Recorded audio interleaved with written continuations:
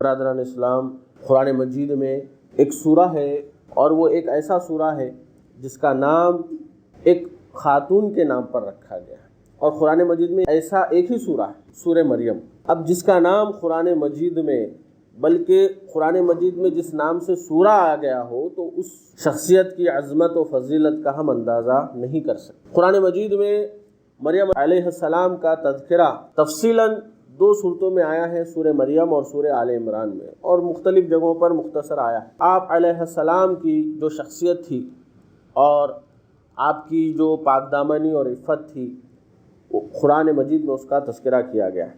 قرآن مجید میں جا بجا کہا گیا وَالَّتِي أَحْصَنَتْ فَرْجَهَا فَنَفَخْنَا فِيهَا مِن رُوحِنَا وَجَعَلْنَاهَا وَابْنَهَا آيَةً لِّلْعَالَمِينَ۔ اللہ رب العالمین کہتا ہے کہ ہم نے مریم کو اور ان کے بیٹے کو تمام عالموں کے لیے نشانی بنا دیا ہے۔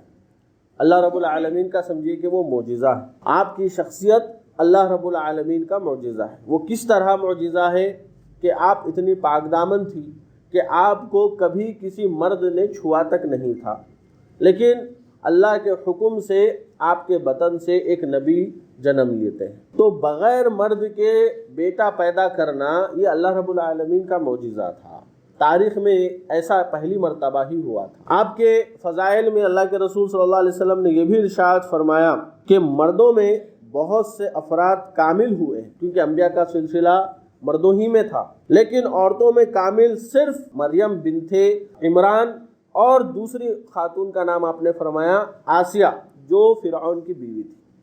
یہ 2 ہی خواتین ہیں جو کامل ہیں سارے عالموں میں، کامل خواتین۔ پھر آپ علیہ السلام نے ایک اور ارشاد فرمایا اور نام جوڑے، آپ نے فرمایا کہ 4 عورتیں ایسی ہیں جو تمام جہانوں کی عورتوں سے افضل ہیں۔ سب سے پہلا نام آپ نے لیا مریم بنت عمران کا، دوسرا ہے فرعون کی بیوی آسیہ کا، تیسرا خدیجہ رضی اللہ عنہا، اور چوتھا ہے فاطمہ بنت رسول اللہ صلی اللہ علیہ وسلم۔ آپ کی کرامت تھی کہ اللہ رب العالمین آپ کو بیٹھے بیٹھے اللہ رب العالمین کی جانب سے پھل آیا کرتے تھے، اور ایسے پھل آتے تھے زکریا علیہ السلام خود تعجب میں پڑ جاتے تھے کہ یہ پھل تو کہیں نہیں ملتے، بے موسم کے پھل، یعنی کہ سال بھر جو پھل آتے ہیں ایک ہی وقت میں ان کو مل جایا کرتے تھے۔ یہ کرامت، اور پھر ایک کرامت تو پیدائش سے ہی شروع ہو گئی تھی کہ اللہ کے رسول صلی اللہ علیہ وسلم فرماتے ہیں کہ جب کوئی بچہ پیدا ہوتا ہے تو اس کو شیطان چھوتا ہے، جس کی وجہ سے بچہ چیختا ہے، لیکن سوائے مریم کے اور ان کے بیٹے کے ان دونوں شخصیتوں کو اس نے نہیں چھوا۔ یہ کیوں نہیں چھوا؟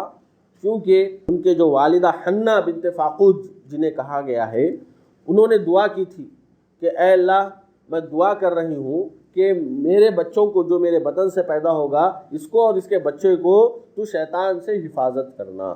تو اس دعا کی قبولیت ہوئی اور شیطان نہیں چھوا ان بچوں کو۔ بچپن ہی سے اللہ رب العالمین نے خاص ماحول ان کو عطا کیا تھا، خاص سیفٹی عطا کی، تو وہ بہت ہی پاک باز، پاک دامن خاتون تھی۔ دنیا میں اتنی پاکیزہ خاتون نہیں گزری۔ تو قرآن مجید میں اس کا تذکرہ تفصیلی آتا ہے، اگر ہم تھوڑا سا جان لیں تو قرآن فہمی میں مدد ملے گی۔ اللہ رب العالمین سورہ آل عمران میں ارشاد فرماتا ہے ان اللہ اصطفى آدم ونوحا وآل ابراہیم وآل عمران علی العالمین۔ اللہ فرما رہا ہے بے شک اللہ نے تمام جہاں کے لوگوں میں سے آدم کو اور نوح کو اور ابراہیم کے خاندان اور عمران کے خاندان کو منتخب فرما لیا کہ یہ سب آپس میں ایک دوسرے کی نسل سے ہیں اور اللہ سنتا جانتا ہے۔ فرمایا گیا اذ قالت امرأة عمران ربی انی نذرت لک ما فی بطنی محررا فتقبل منی انک انت السمیع العلیم۔ جب عمران کی بیوی نے کہا اے میرے رب، میرے پیٹ میں جو کچھ ہے اسے میں نے تیرے نام آزاد کرنے کی نظر مانی، تو میری طرف سے قبول فرما، یقیناً تو خوب سننے والا اور پوری طرح جاننے والا ہے۔ جب بچی کو جنا تو کہنے لگی کہ پروردگار مجھے تو لڑکی ہوئی، اللہ کو خوب معلوم ہے کہ کیا اولاد ہوئی ہے، اور لڑکا لڑکی جیسا نہیں، میں نے اس کا نام مریم رکھا ہے، میں اسے اور اس کی اولاد کو شیطان نے مردود سے تیری پناہ میں دیتی، پس اسے اس کے پروردگار نے اچھی طرح قبول فرمایا اور اسے بہترین پرورش دی، اس کی خیر خبر لینے والا زکریا کو بنایا۔ تو واقعہ یہ ہے کہ جو مریم تھے، ان کے والدین جو تھے اس وقت کے بہت بڑے عبادت گزار اور کرامت والے شخصیتیں تھے، سب مانتے تھے ان کو۔ جو عمران تھے ان قوم کے سردار تھے، سب کوئی ان کو مانتا تھا، اور اس وقت جو ہے اللہ کے لیے، مسجد کے لیے وقف کر دیا کرتے تھے اپنے بچوں کو۔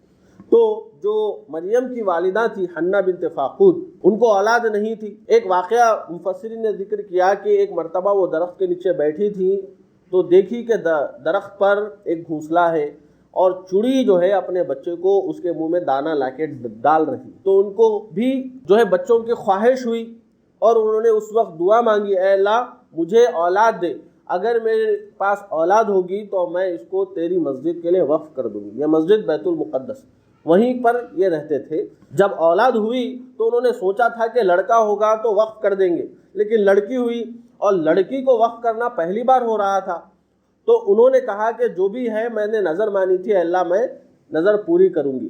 تو ہوا یہ کہ جب وہ پیدا ہو گئیں، ان کے پیدا ہونے سے پہلے ان کے والد جو عمران تھے ان کا انتقال ہو گیا تھا۔ انہوں نے کیا ہے دودھ پلا دیا، 2 سال تک کا جو معاملہ رہتا ہے دودھ پلا دیا، اور اس کے بعد لے جا کر وہاں پر جو ہے مسجد کے حوالے کر دیا۔ مسجد میں زکریا علیہ السلام جو نبی تھے وہاں کے وہ متولی تھے، اور مریم کے خالو بھی ہونا تھا، لیکن وہ ایک ہی نہیں تھے بلکہ اور بھی 19-20 ایسے افراد تھے جو چاہتے تھے کہ اس مقدس جو خاندان کی جو لڑکی ہے اس کی پرورش ہم کریں، ان کی کفالت ہم کریں، کیونکہ معاملہ تھا کہ یہ ان کے سردار کی بیٹی تھی، تو ان کی کفالت کی ذمہ داری ہر کوئی لینا چاہتا تھا، شرف کی بات تھی۔ وما كنت لديهم اذ يلقون اقلامهم ايهم يكفل مریم وما كنت لديهم اذ يختصمون۔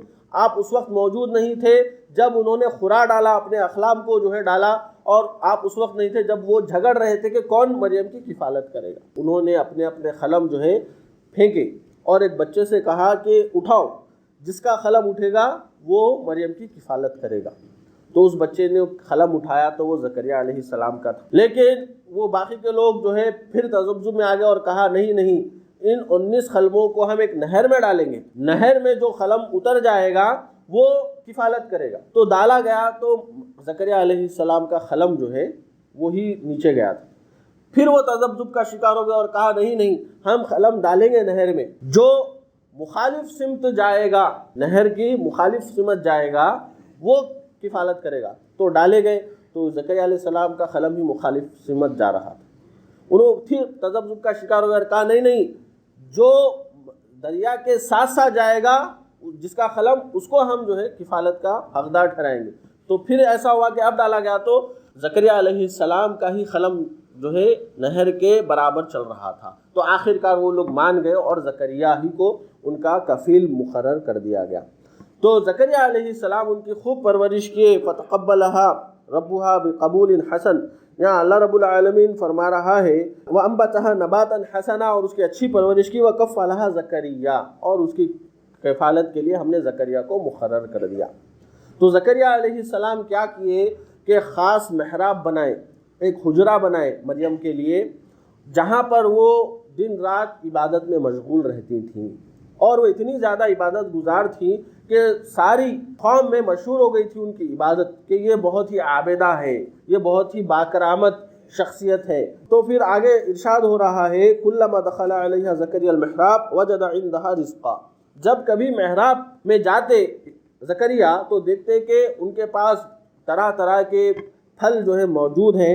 قال یا مریم انا لکی ھذا، وہ پوچھتے اے مریم یہ کہاں سے آئے؟ قالت ہوا من عند اللہ، یہ اللہ کی جانب سے آئے۔ ان اللہ یرزق من یشاء بغیر حساب، اللہ تعالیٰ جسے چاہتا ہے بغیر حساب کے رزق عطا کرتا ہے۔ کوئی ان کو لا کر نہیں دے رہا، ڈائریکٹ اللہ کی جانب سے رزق آ رہا ہے، اور ایسا رزق آ رہا ہے جو سال بھر کسی کو نہیں ملتا، ایک ساتھ سال بھر کے پھل ان کے پاس موجود ہیں۔ پھر اس کے بعد یہ چل رہا تھا ان کی جو ہے عبادت گزاری، ان کی پرہیزگاری، ان کی عفت و عصمت سب مشہور ہو گئی تھی۔ اس کے بعد جب وہ جوان ہوئیں تو اللہ رب العالمین کے حکم سے فرشتے آتے ہیں۔ وَإِذْ قَالَتِ الْمَلَائِكَةُ يَا مَرْيَمُ إِنَّ اللَّهَ اصْطَفَاكِ وَطَهَّرَكِ وَاصْطَفَاكِ عَلَى نِسَاءِ الْعَالَمِينَ، اے مریم اللہ نے تجھے برگزیدہ کر لیا، تجھے پاک کر دیا، اور سارے جہاں کی عورتوں میں سے تیرا انتخاب کر لیا۔ کسی خوشخبری دی گئی۔ اس کے بعد یا مریم اقنتی لربک واسجدی وارکعی مع الراکعین، اے مریم تو اپنے رب کی اطاعت کر اور سجدہ کر اور رکوع کرنے والوں کے ساتھ رکوع کر۔ یہ غیب کی خبروں میں سے ہے جسے ہم تیری طرف وحی پہنچاتے ہیں، تو ان کے پاس نہ تھا۔ تو یہ آیتیں بیان کر رہی ہیں کہ جوان ہونے کے بعد فرشتے آ کر یہ خوشخبری دے دیے اللہ رب العالمین نے تجھے چن لیا ہے، اور اس شکرانے کے طور پہ تو مزید عبادت، رکوع، سجدہ کرنے لگ جانا۔ جب فرشتوں نے کہا ہے مریم اللہ تجھے اپنے کلمے کی خوشخبری دیتا ہے جس کا نام عیسیٰ بن مریم ہے، جو دنیا اور آخرت میں ذی عزت، اور وہ میرے مقربین میں سے رہیں گے، وہ لوگوں سے اپنے گہوارے میں باتیں کریں گے۔ یہ وہ کہہ رہے ہیں فرشتے آ کر خوشخبری دے رہے ہیں، تو وہ کہتی ہیں کہ مجھے بچہ کیسا ہوگا جبکہ مجھے کسی آدمی نے چھوا تک نہیں اور نہ میں بدکار عورت۔ تو وہ فرشتے کہتے ہیں کہ اللہ رب العالمین کا یہی حکم ہے۔ پھر اس کے بعد ایک موقع پر جب وہ اپنے حجرے سے باہر تھیں، کسی کام سے گئی تھیں، تو جبرائیل امین ایک آدمی کی شکل لے کر آتے ہیں اور آ کر عرض کرتے ہیں کہ وہ وقت آ گیا ہے کہ اب اللہ رب العالمین تمہارے بطن سے ایک بچے کو جنم دے گا۔ وہ کہتی ہے کیسے ممکن ہے؟ کہا اللہ کے لیے کوئی چیز ناممکن نہیں، وہ صرف کلمہ کن کے ذریعے سے سب انجام دے دیتا ہے۔ کن ہو جا تو وہ ہو جاتی ہے۔ اس نے تو زمین و آسمان کو کلمہ کن کے ذریعے سے پیدا کیا۔ اللہ نے فرمایا ہو جا تو زمین و آسمان بن گئے۔ کوئی چیز اللہ کے لیے مشکل نہیں ہے۔ تو یہاں پر جبرائیل علیہ السلام جو ہے ان کے گریبان میں پھونک مارتے ہیں اور وہ روح پھونکتے ہیں اور وہ حاملہ ہو جاتی ہیں۔ اب حاملہ ہونے کے بعد کیا ہوتا ہے کہ وہ وہاں سے نکل کر چلی جاتی ہیں دور بیت لحم کے پاس، اور اللہ رب العالمین نے ان سے کہہ دیا کہ اب تم یہاں پر رہو۔ تو ایک درخت تھا کھجور کا، اس کو ٹیک لگا کر رہو اور اس کو ہلانا تو یہ تمہیں پکے ہوئے کھجور تمہارے پاس گرا دے گا، اور ہم تمہارے نیچے سے ایک نہر جاری کر دیں گے، چشمہ جاری کر دیں گے، اس سے پینا، یہاں پر بیٹھنا۔ اگر کوئی آدمی آ کر کہے تو کہنا کہ میں روزے سے ہوں، میں کسی سے بات نہیں کروں گا۔ اس وقت میں روزے کی حالت میں بات بند کرنے کا بھی روزہ رہتا تھا، جیسے اس سے ثابت ہوا۔ تو لوگ جو ہے خاموش رہتے تھے، اگر کوئی آتا بھی تھا تو خاموش، وہ کسی کو جواب نہیں دیتی تھی، بات نہیں کرتی تھی۔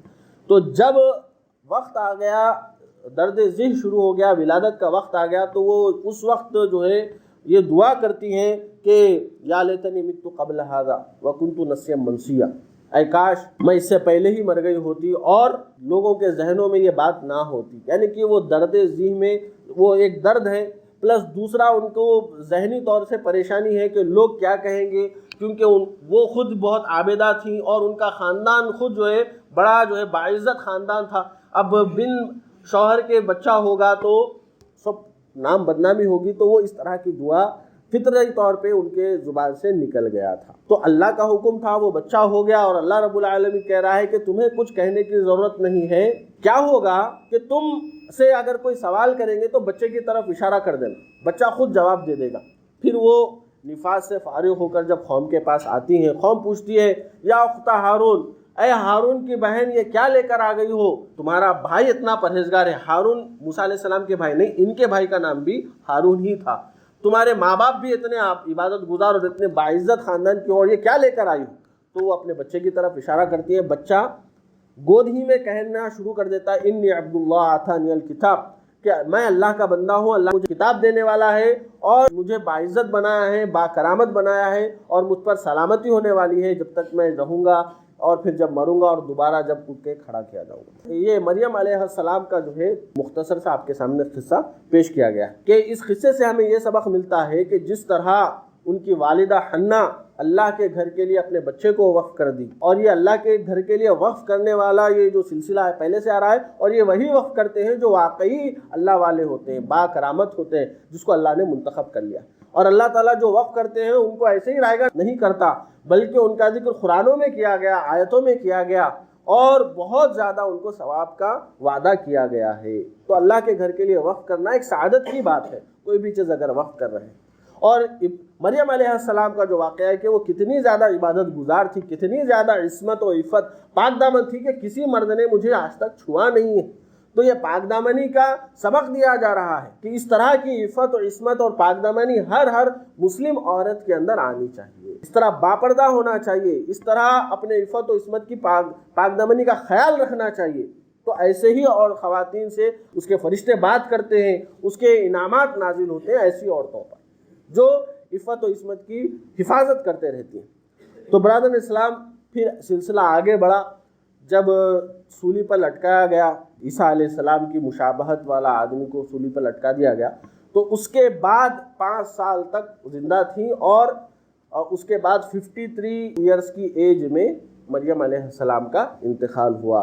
تو ہوا یہ کہ ان کے انتقال کے بعد جو عیسائی لوگ تھے، جیسا کہ میں نے بیان کیا، یہودی تو آپ پر بہتان لگایا کرتے تھے کہ یہ جو ہے یوسف نجار کا بچہ ہے، یہ اس نے زنا کیے، اس طرح کے بہت سے بہتان یہودیاں لگایا کرتے تھے۔ لیکن جو عیسائی تھے وہ کیا کیے کہ ان کے پاس یہ عام تھا کہ مورتیاں، مجسمے، تصویریں بنا کر ان کی اپنے گرجا گھروں میں رکھ کر ان کی عبادت شروع کر دیے، کہ مریم نے اپنی عبادت کی طرف کسی کو بھی نہیں دعوت دی، بلکہ یہی لوگوں نے کیا کیا، ان کی کرامتوں کو، معجزوں کو دیکھ کر ان کو ہی خدا سمجھ بیٹھے اور ان کی عبادت شروع کر دی۔ یہ مختصر سی تفصیل تھی، تو ان کی حقیقت قرآن میں بیان کر دی گئی، اور عیسائیوں کے جو بد عقیدگی ہے اس کو واضح کر دیا گیا۔ تو جو بھی نیک لوگ ہوتے ہیں، لوگ کیا کرتے ہیں، ان کی عبادت شروع کر دیتے ہیں۔ اللہ رب العالمین کہتا ہے کہ یہ شرک ہے، اس سے باز رہو۔ سب انبیاء کی جو دعوت تھی وہ یہی تھی کہ اللہ وحدہ لا شریک ہے، اکیلا ہے، اس کے ساتھ شرک مت کرو، یہی راہ نجات ہے،